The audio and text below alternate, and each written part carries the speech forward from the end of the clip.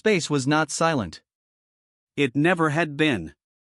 The stars hummed, quasars howled, and the background radiation of a long-dead Big Bang hissed in every receiver humanity had ever built. But this was different. The Dauntless, a deep space survey ship station far beyond the Kuiper Belt, was not built for moments like this. It was meant for cold mapping runs, lonely months cataloging rogue asteroids and comet trails. Its crew of 20 had long ago fallen into the rhythm of boredom until the signal came. It was faint, a whisper just above the cosmic noise, but it pulsed with purpose. It carried structure, rhythm, and most disturbing of all, mathematics so perfect they made every scientist aboard hold their breath. Captain Leanne Mercer stood on the bridge, one gloved hand resting on the console as she watched the data scroll across the holo display. Her voice was steady, but her crew knew her well enough to catch the tension behind her calm tone. "Where's it coming from?" she asked. "Triangulation complete," Ensign Hale replied, his fingers dancing across the console. "Source is, well, that's the problem, ma'am. It's coming from just beyond the Oort cloud. Roughly a quarter light year out." "That close?" The captain's brows drew together. "That's practically in our backyard." The Dauntless had encountered odd signals before, quasars, pulsars, the occasional rogue transmission from a forgotten probe, but nothing like this. The mathematics in this signal were too refined, too deliberate, as if designed to be understood by any intelligent mind that found it. Leanne's stomach tightened. "Patch me through to science." Within seconds, the main display shifted to reveal Dr. Amira Voss, Chief Science Officer, standing in the lab with a look on her face that made Leanne's pulse spike. Amira was hard to rattle. "We decoded the first layer," Amira said, skipping any preamble. "Captain, it's a map." Leanne leaned closer to the display. "A map to what?" "That's the part that shouldn't exist," Amira replied grimly. "It's a map to a location that, by every cosmological model, should be empty space.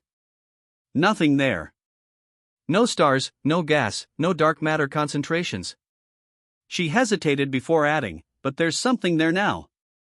The crew exchanged glances. Leanne's voice dropped to a whisper, more to herself than anyone else. "Who sent it?" "Unknown," Amira said. "But Captain, there's more. The signal contains, well, what looks like an invitation." A long silence hung over the bridge.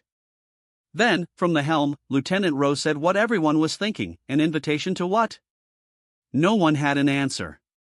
The decision wasn't made lightly. For 3 hours, the crew of the Dauntless debated, ran simulations, and filed preliminary reports to Central Command. Protocol dictated they wait for authorization before approaching anything anomalous. But the message pulsed every 47 minutes, as though waiting, as though watching. In the end, Leanne gave the order. "Set a course," she said. "If something out there wants us to find it, we're going to see what it is." Days later, they reached the coordinates. And found nothing. The Dauntless coasted through the void, running every sensor suite at full power. There were no planets, no stars, no trace of a stellar nursery or dead system. The space here was pristine, untouched, until the moment it wasn't. "Contact." Hale's voice cracked over the comms. Something just appeared 12,000 kilometers ahead. On the forward display, the void rippled. No one breathed as reality seemed to fold in on itself, and then, it was there. A structure the size of a small moon hung before them, perfectly still. It gleamed with a smooth, metallic surface that reflected no starlight, as though it drank in illumination and gave nothing back. There were no seams, no ports, no visible engines, nothing to explain how it had gotten here. "What is that?" someone whispered. Dr. Amira's voice was hushed, reverent. "That, Captain, is not natural." The ship drew closer under thruster control. The Dauntless sensors struggled to make sense of the object. It didn't register on gravimetric scans, and its surface temperature was absolute zero, impossible for something exposed to cosmic background radiation. Then the signal pulsed again, stronger this time, echoing across every comm channel simultaneously. The surface of the structure lit up with patterns of golden light, spiraling and shifting until they formed a symbol, an unmistakable invitation to approach closer. "Captain," Rose said quietly, Whatever this is, it knows we're here. Lian's throat was dry. Her mind raced through every first contact protocol, every nightmare scenario she'd ever been trained for. But the decision, once again, came down to one thing. We came all this way, she said. Bring us in. They crossed into the structure's immediate vicinity, and everything changed. The stars vanished. One moment they were their brilliant pinpricks of light scattered across infinity, and the next, only darkness remained. The Dauntless floated in a black expanse that seemed to have no depth, no reference, no meaning. Navigation's offline. Hale shouted. We're not reading any external markers. Calm down, Lian ordered, though her own heart pounded. This has to be part of the effect. Just keep us steady. Then the voice came. It wasn't sound. It wasn't even speech. It was an intrusion into every mind aboard, a presence vast and ancient, carrying with it the weight of ages. Welcome, children of Soul, it said. Every crew member froze. Amira's face had gone pale. It knows who we are. You have crossed the first threshold, the presence continued, resonating in their bones. Few of your kind have ever done so. What comes next will change you. Will you proceed? The question wasn't just heard, it was felt, pressing on their very will, demanding an answer from each of them. Captain Lian drew a breath and spoke for them all. We proceed. The structure opened. Not with mechanical motion, not with any technology they recognized, but as if reality itself peeled back to reveal something beyond space, beyond time. Light poured out, filling the bridge, searing their eyes, and then pulling them forward. The Dauntless was gone. When vision returned, they were no longer in the black void. The crew gasped as they looked upon a scene that defied comprehension. They floated above an endless expanse of light and shadow, a sea of shifting constellations that formed and dissolved before their eyes, as though they were watching the birth and death of entire galaxies in moments. Massive structures, impossibly huge, like cathedrals forged for gods, drifted in the distance, their surfaces alive with golden runes. Dr. Amira whispered what everyone was thinking. We're inside something. No, Lian said softly, staring out at the infinite tableau. We're inside the cosmos. And somewhere, deep within that impossible place, something was waiting for them. No one spoke for nearly a full minute. The Dauntless drifted in silence, a fragile speck in a place that looked less like space and more like a dream-given form. Galaxies bloomed and collapsed in moments, threads of light arced between titanic structures as though the universe itself was being rewoven. It was Lieutenant Rowe who finally broke the stillness. This can't be real, he whispered. It's real, Amira said, her voice shaking. And whatever this place is, it's showing us something we were never meant to see. The voice returned. You stand within the archive. Every crew member stiffened as the presence washed over them again, impossibly vast, yet focused on each of them like a star's gaze. This place holds memory beyond time, beyond death, beyond entropy itself. All who reach this place must choose their purpose. Lian's throat was dry. Who are you? She asked, her voice steadier than she felt. We are the keepers, the presence replied. Stewards of that which endures. The first and final witnesses of every age. Before Lian could respond, the view outside the ship shifted. The stars and lights twisted until they formed a single scene, a vast, burning world. Oceans boiled, continents cracked and split, alien cities, crumbled into firestorms. Above it all hung a fleet of dark, angular ships blotting out the sky. The crew watched in horrified silence. This was the first war, the keepers said. The first species to rise to the stars destroyed itself, leaving nothing but ruin. We gathered their memory here, that it might never be lost. The scene dissolved, replaced by another. A jungle world, vibrant and alive, then collapsing into blackened wastelands as machines stripped it bare. Another civilization, devoured by its own creations. Another memory, preserved. Then another. And another. World after world. Species after species. Civilizations rising, falling, leaving behind only silence. This is, Amira's voice cracked. This is the graveyard of the galaxy. It is its history, the keepers corrected gently. Every lesson forgotten, every tragedy repeated. Lian gripped the edge of the console, her jaw tight. Why show us this? There was a pause, if such a thing could exist in a mind that spanned eons. Because you are next. The words struck like a physical blow. Ro swore under his breath. Hale's hands flew over the console, as if searching for some proof that this was all illusion. What do you mean, next? Lian demanded. The answer was not a threat. It was worse. Your species stands on the brink. The patterns are clear: expansion, conflict, exhaustion. You have begun the same cycle that has claimed all who came before. But you are the first to reach this place before the fall. The bridge fell silent again. Lian felt the weight of history pressing down on her shoulders, as if a billion dead civilizations were watching, waiting to see what she would say. Then why bring us here? She asked softly. Because there is another path. The scene outside shifted again. This time they saw Earth not as it was, but as it might be. Vast cities floating in orbit, entire star systems humming with life, humanity not just surviving but thriving. The vision was so beautiful it made some of the crew whisper in awe. But then the vision twisted, split into two halves, one blazing with light, one sinking into fire and ruin. You must choose, the keepers said. The archive can guide you, if you are willing to bear its burden. But the choice cannot be made lightly. The cost is high. Lian clenched her fists. What cost? The answer came like a storm. Knowledge. The ship trembled. Lights flickered. To see what we see is to lose innocence. To understand the cycle is to be forever changed. You will carry the memory of every civilization that has ever been, and with it, the responsibility to ensure your species does not join them. One by one, the crew felt it, the pull, the offer. The keepers weren't just speaking to Lian. They were speaking to all of them. Ro was the first to speak. Captain, if what they're saying is true, we can't just turn back. This is everything. The key to surviving whatever's coming. Hale's voice was quieter. And if it's a trap? If this is just some way of rewriting us?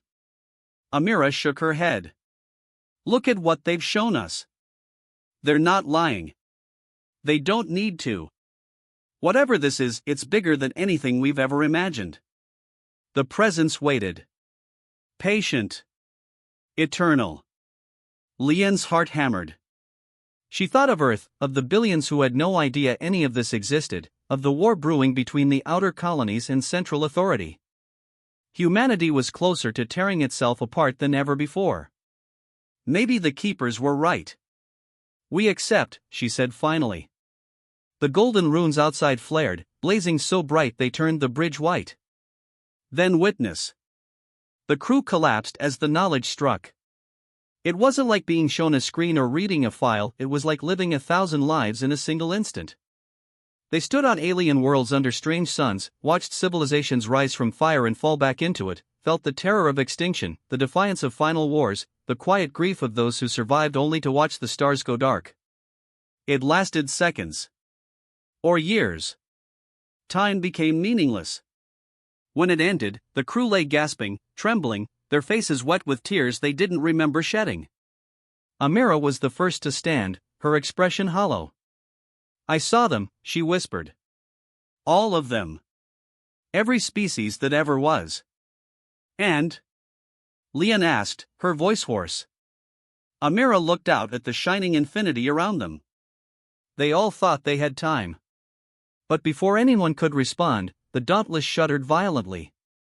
Contact! Hale shouted, his voice panicked. Multiple unknown objects just appeared inside this space. Through the viewports, shadows were coalescing, massive shapes, moving fast. The keepers spoke one last time. Your choice has marked you. Now others will come. Lian's blood ran cold. Others? Those who seek to erase what we preserve. They have followed you here. If you survive this, humanity will be ready. And then the presence was gone. Alarms blared. The shadows closed in. Lian dropped into her command chair, her voice cutting through the chaos. Battle stations. Helm, get us clear. The crew scrambled, systems roaring back to life, weapons charging as the first enemy shape came into full view. And Lian realized with horror that it was an alien. It was human. For a heartbeat, no one moved. On the forward display, the intruding ship slid into full view, black, angular craft with the unmistakable signature of human engineering. Their hulls bristled with weaponry designed for deep space conflict, their transponders deliberately silent. IDs? Lian barked. Hale's hands flew over the console, his face pale. No official registry, Captain. But their drive signatures, they're colonial. Ro swore under his breath. The outer colonies sent ships here? Lian's mind raced. The colonies were at the breaking point, demanding independence from Central Command, accusing Earth of hoarding resources. Skirmishes had already turned bloody near the frontier. But to follow the Dauntless into this place, into the heart of the unknown, was more than rebellion. This was sabotage. Open a channel, she ordered. Static. They're jamming comms, Hale said grimly. They're coming in hot. The first barrage struck before he finished speaking. Bolts of plasma seared through the void, splashing across the Dauntless shields and throwing the crew against their harnesses. Consoles sparked. Warning klaxons howled. They're targeting our engines. Ro shouted. Return fire. Lian snapped. The Dauntless was no warship, but its point defense turrets spat brilliant lances of light toward the attackers. Two of the smaller craft disintegrated in white flares, but the largest remained, closing fast. Then the shadows shifted. The Keeper's realm came alive. Golden threads of light wove themselves through the blackness, forming impossible geometries that wrapped around the attacking ships. The space around them rippled, as if reality itself resisted their presence. Captain, Amira's voice was low, awed. The archive is defending itself. But the colonial flagship fired again, this time unleashing something new, dark, spear-like projectiles that seemed to eat the golden light as they struck. The Keeper's voice echoed faintly, as though far away. You must choose again. Lian's head snapped up. Choose what? The archive cannot intervene fully while you remain uncommitted. Will you become its stewards, or leave, and forget? The words hit like a hammer. To stay meant surrendering the Dauntless, perhaps even their lives, to become part of whatever the Keepers truly were. To leave meant erasing everything they had seen, everything they had learned, returning to a galaxy that would devour itself as so many had before. Lian looked at her crew. Amira's face was streaked with tears but burning with conviction. Hale's hands shook, but he nodded once. Even Ro, usually cynical to the bone, gave her a single grim look that said everything. They had seen too much. They could not go back. We commit, Lian said. The words rang through the ship. The effect was immediate. The golden lattice outside surged forward, enveloping the Dauntless in blinding radiance. The attacking colonial flagship loosed another volley, but this time, the projectiles disintegrated before reaching their target. Reality twisted. The Dauntless was no longer a ship of steel and ceramic and reactor coils, it was something more. The crew felt it in their bones, as though the vessel itself had awakened. Its systems blazed with power they had no name for. Captain, Ro breathed, staring at the readings. We're not just a survey ship anymore. The largest colonial ship turned, perhaps sensing the shift, and fired everything it had. Lian raised her hand. Fire. The Dauntless answered. A single beam of light, thin, precise, impossibly bright, lanced out and struck the flagship. There was no explosion. No debris. The ship simply ceased to exist, as though it had been erased from history itself. The silence that followed was absolute. When the light faded, the crew found themselves once again adrift among the stars. The impossible visions of the archive were gone, replaced by the familiar constellations of deep space. But they knew they had not returned unchanged. The Keeper's voice spoke one final time, soft as starlight. You are now witnesses. The memory of all that was rests with you. Carry it well. Guide your kind. Break the cycle. The presence faded. The Dauntless was whole, undamaged, but its systems now thrummed with quiet, alien power. The crew exchanged glances, understanding passing silently between them. "This changes everything," Amira whispered. Leon nodded slowly, her eyes hard. "No one back home is going to believe us." "Then we'll make them," Rose said. "One way or another." Weeks later, when the Dauntless reappeared on the edge of the solar system, Central Command nearly fired on it, assuming it was a hostile incursion. But Leon opened a channel and transmitted everything they had seen not just as data, but as living memory. Every leader, every council member, every soldier and scientist who saw it fell silent. Some wept. Others raged. All were changed. For the first time in history, humanity's fractured factions came together not for war, but for survival. And somewhere, far beyond the edge of known space, the archive pulsed softly in the dark, watching. Waiting. The cycle had been broken. Humanity's future would not be written by entropy, nor by war, nor by the mistakes of those who came before. This time, the cosmos itself had chosen them to endure.